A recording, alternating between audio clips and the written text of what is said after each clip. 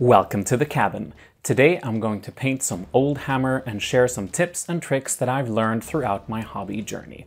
Like, subscribe, and check out our Patreon and affiliate links in the description down below. With that out of the way, let's take a trip down memory lane. I discovered wargaming in the autumn of 2000. As a 12-year-old, I was amazed when a friend showed me some poorly painted plastic monopose plague marines. I had no idea what they were, but the concept of painting miniatures fascinated me. So I visited the local hobby shop and bought my first 2 boxes of miniatures. A Space Marines painting set for the paints, and a box of 5 plastic Chaos Space Marines.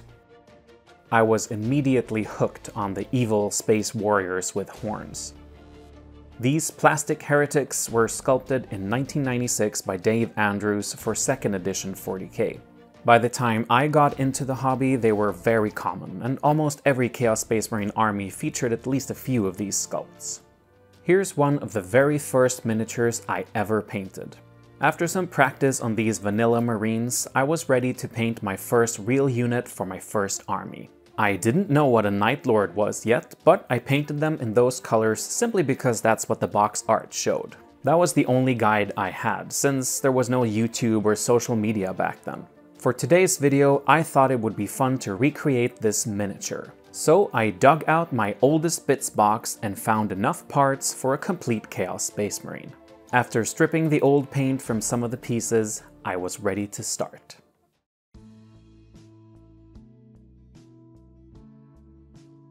For tip number 1, let's talk about mold lines. These are thin lines of excess plastic formed where the 2 halves of the mold meet. You can clearly see them on my old miniature, and they kind of ruin the immersion, giving it a toy look. Nowadays, I remove mold lines with a hobby knife or mold line removal tool, followed by a bit of filing. If you want to go fancy, you can smooth down the surface with fine grit sandpaper or a sponge.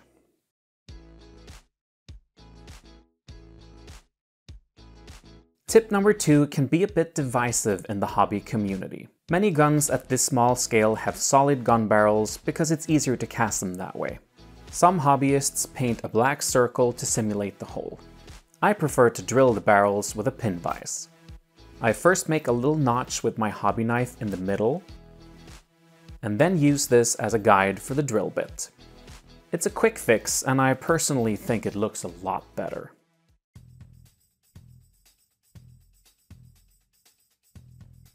Before we get to painting, tip number 3 is to work with sub-assemblies. Sometimes a miniature has parts that are hard to reach and therefore hard to paint properly. You might end up making mistakes that you have to clean up, making the process take longer and feel harder. One way to cope with this is to paint your model in sub-assemblies. For today's Chaos Space Marine, I chose to keep the power unit and bolt gun separate. I drilled small holes in each part using a pin vise and glued them to my homemade painting handles. Doing this can also be great if you want to undercoat different parts with different colors. For this project though, I just sprayed everything black. Alright, with the prep work done, let's get to painting. Tip number 4 is using an airbrush for zenithal highlights. I used a dark blue color for the armor and sprayed from directly above the miniature. This helps simulate a light source coming from above, as the areas that are supposed to be in shadow are kept black, making the flat armor panels more interesting and providing a natural transition between the colors. I followed this up with a lighter blue, being a bit more selective. If you want to know exactly what colors I used, there is a list in the description down below.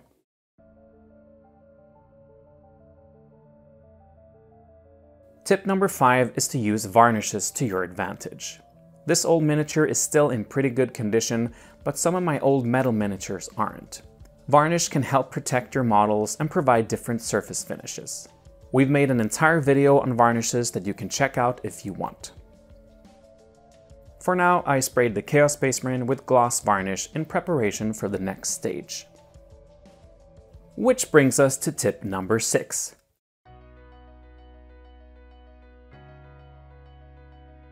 Instead of applying a shade paint all over the mini, I concentrated the wash into the recessed details of the armor. I chose an enamel paint for the job today, and the gloss surface helps it flow into the right spots. You can also use a shade paint or even a normal acrylic paint if you dilute it. What I like about this enamel paint is that I can wipe away any mistakes with a sponge or Q-tip dampened with mineral spirits. Now our Chaos Space Marine has better definition, and after a quick spray of 50/50 satin and matte varnish, the finish is back to where I want it to be.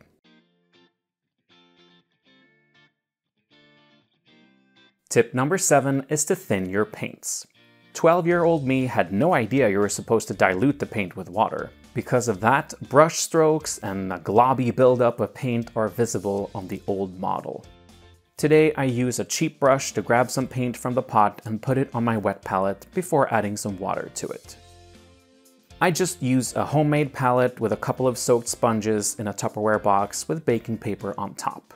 This way I can control how much water is applied to the paint, and the wet palette prevents the paint from drying up.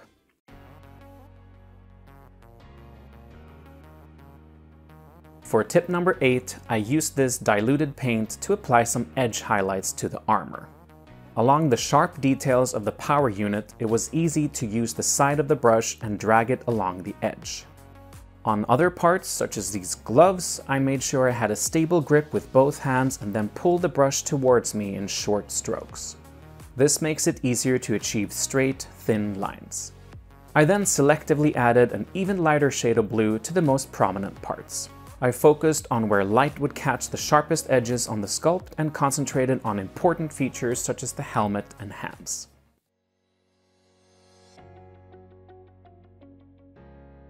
As a kid, I wanted my horns to have the same gradient as the box art, but I had no idea how to do it.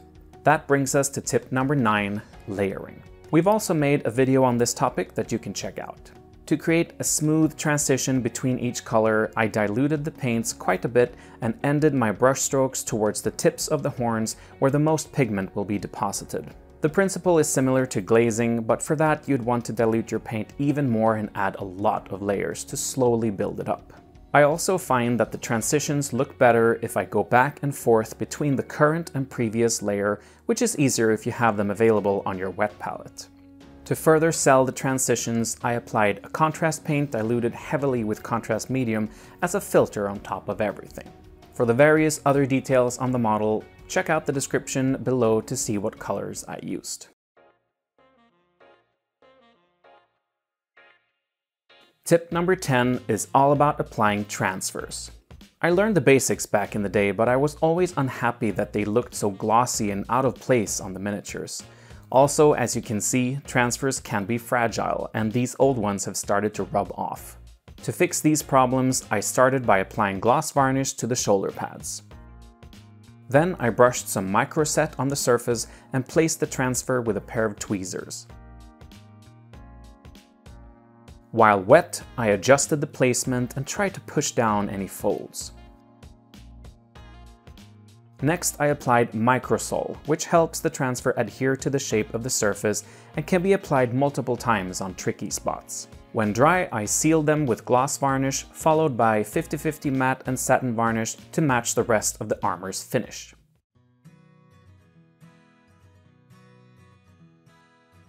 I liked that the Studio Night Lords had lightning bolts painted on their armor, but 12-year-old me was too scared to try and replicate them. Let's try it now for tip number 11, freehanding.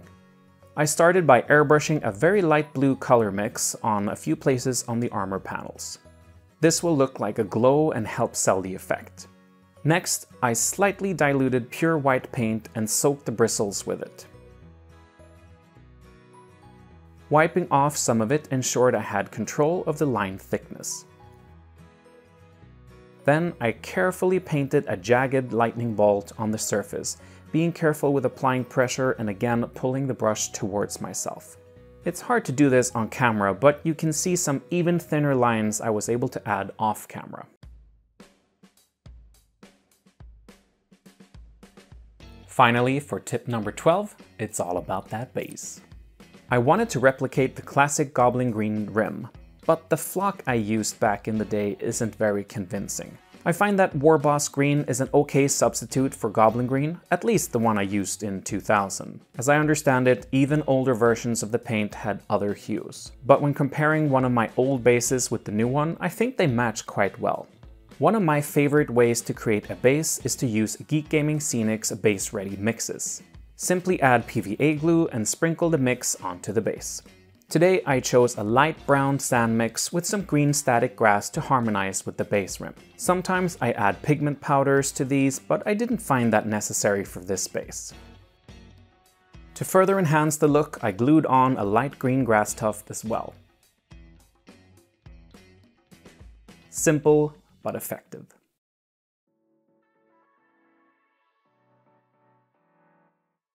And with that, my reimagined Chaos Space Marine is finished.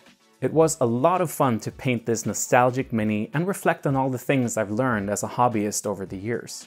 I'm glad people starting out today have so many good online resources to help them build their hobby skills. I am also learning new things all the time when browsing social media, and I think it's wonderful when people share their experiences. What's your favorite tip that you'd like to share? Post in the comments below. I hope you enjoyed today's video, and if you did, please consider giving it a like, subscribing to the channel, and checking out our links in the description down below. Thank you so much for watching. We'll see you next time. Good luck with your miniatures.